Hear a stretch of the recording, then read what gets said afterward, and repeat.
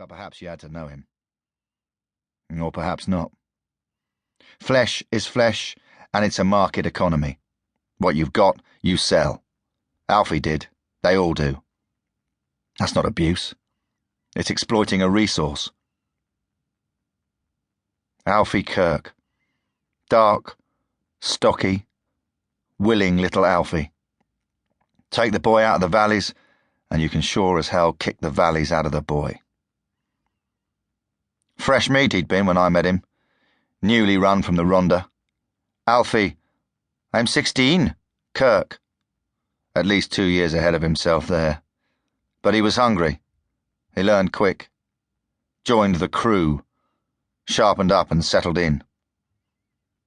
Now he was sliced meat. Someone had been sharpening their blade on his bones. The crew was disbanding fast, was being dissected.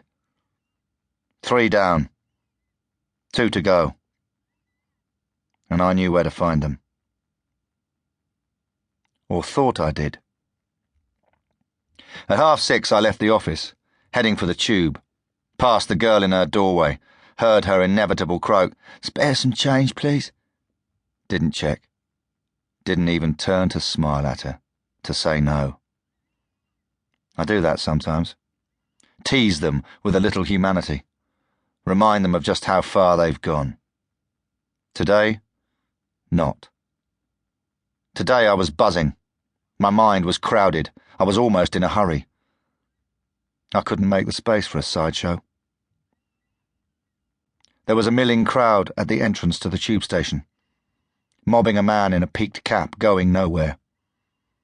Over their heads I glimpsed steel grilles pulled half shut, empty passageways beyond. The man was gesturing, trying to speak. Stress lifted his voice an octave, so that I could hear something above the crowd's murmur. No words, nothing useful, just the harassed tone of it, the swearing he could barely manage to suppress. I didn't stay to find out what had happened. Didn't join the crush, no point. There weren't any trains. That was all I needed to know. A bomb? A strike?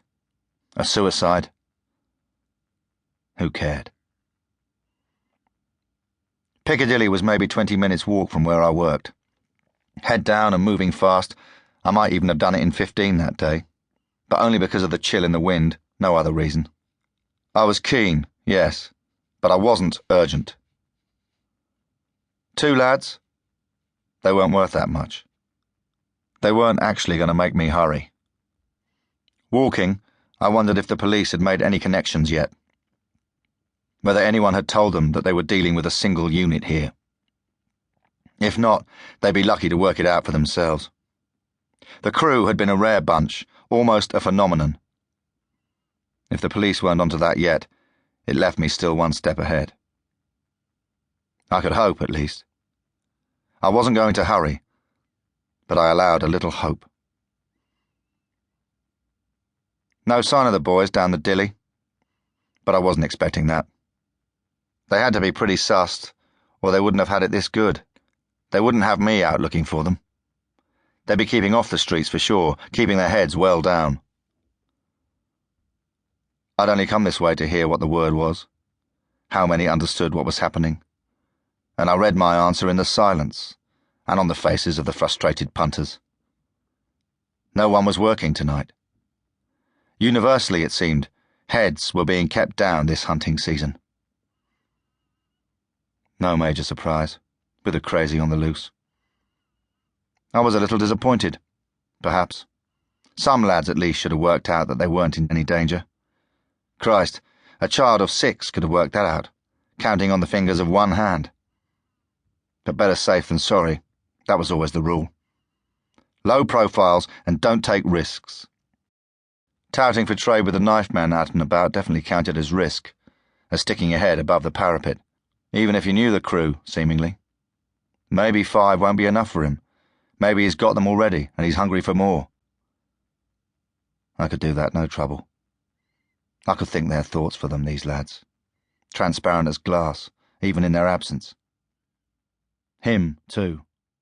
The crazy. The killer.